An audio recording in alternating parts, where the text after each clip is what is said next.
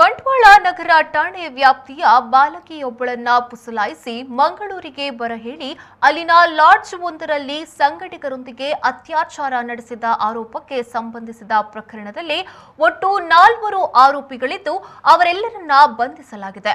ಪ್ರಕರಣದಲ್ಲಿ ಬಾಲಕಿಯ ದೂರು ಮತ್ತು ಆರೋಪಿಗಳ ವಿಚಾರಣೆಯ ಬಳಿಕ ಇಡೀ ಪ್ರಕರಣದಲ್ಲಿ ಬಾಲಕಿಯ ಪರಿಚಿತ ವ್ಯಕ್ತಿಗಳಾದ 2 ಸೇರಿದಂತೆ ಒಟ್ಟು 4ರಷ್ಟೇ ಆರೋಪಿಗಳಿರುವುದು ಎಂದು ಖಚಿತವಾಗಿದೆ।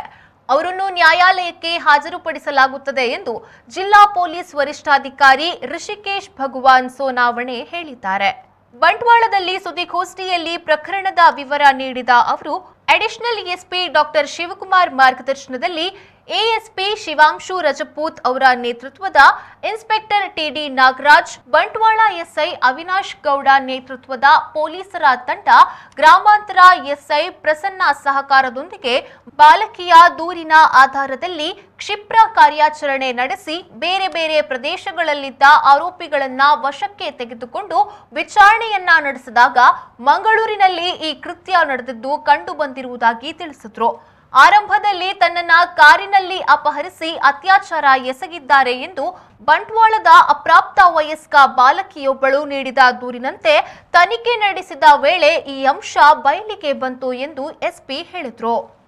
ದಿನಾಂಕ 8/10/2021ರಂದು ಬಂಟ್ವಾಳ ನಗರ ಠಾಣೆಯಲ್ಲಿ ಒಂದು ಪ್ರಕರಣ ದಾಖಲಾಗಿರುತ್ತದೆ।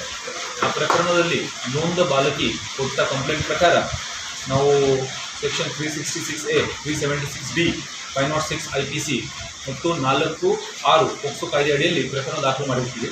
ಅದರಲ್ಲಿ ಬಾಲಕಿ ಕೊಟ್ಟ ಕಂಪ್ಲೇಂಟ್ ಪ್ರಕಾರ ಅವಳ ಪರಿಚಯ ಇರುವ ಶರತ್ ಶೆಟ್ಟಿ ಮತ್ತು ಇನ್ನಿತರು 4 ಜನ ಬಂದು ಒಂದು ಬಿಡಿ ಕಾರಿನಲ್ಲಿ ಬಂದು ಅವಳಿಗೆ ಶಾಲೆಯಲ್ಲಿ ನಡ್ಕೊಂಡು ಹೋಗ್ತಿರುವಾಗ ಬೆಳಿಗ್ಗೆ 8:30 ಗಂಟೆ ಸುಮಾರಿಗೆ ಕಾರಿನಲ್ಲಿ ಬಂದು ಅಪಹರಣ ಮಾಡಿಕೊಂಡು ಒಂದು ಅಜ್ಞಾತ ಸ್ಥಳದಲ್ಲಿ ಹೋಗಿ ಅಲ್ಲಿ ಸಾಮೂಹಿಕ ಅತ್ಯಾಚಾರ, ಅದರಲ್ಲಿ 2 ಜನ ಸಾಮೂಹಿಕ ಅತ್ಯಾಚಾರ ನಡೆಸಿದ್ದಾರೆ ಅಂತ ಅವರು ದೂರು ಕೊಟ್ಟಿರ್ತಾಳೆ।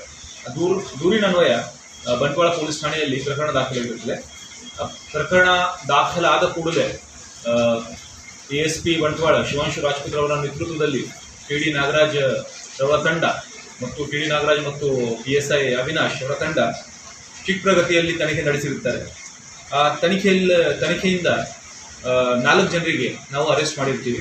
ಅದರಲ್ಲಿ ಶರತ್ ಶೆಟ್ಟಿ, ಮಾರುತಿ ಮಂಜುನಾಥ್, ಲಾರ್ಡ್ ಸತೀಶ್ ಮತ್ತು ವಿನಾಯಕುಲ್ಲಾ, ಈ 4 ಜನರಿಗೆ ದಸ್ತಗಿರಿ ಮಾಡಲಾಗಿರುತ್ತದೆ।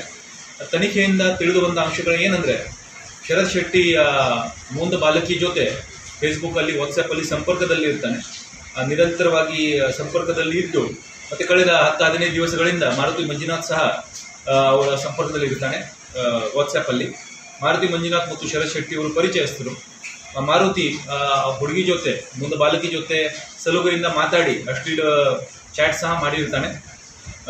ಮತ್ತು ಅದೇ ರೀತಿ ಶರತ್ ಶೆಟ್ಟಿ ಅವಳಿಗೆ ಫೋನ್ ಮಾಡಿ ನೀನು ಮಂಗಳೂರಿಗೆ ಬಾ ಆ ರೀತಿ ಹೇಳಿದ್ದಕ್ಕೆ ನೊಂದ ಬಾಲಕಿ ಬಸ್ ಹತ್ತಿ ಮಂಗಳೂರಿಗೆ ಹೋಗಿರ್ತಾಳೆ।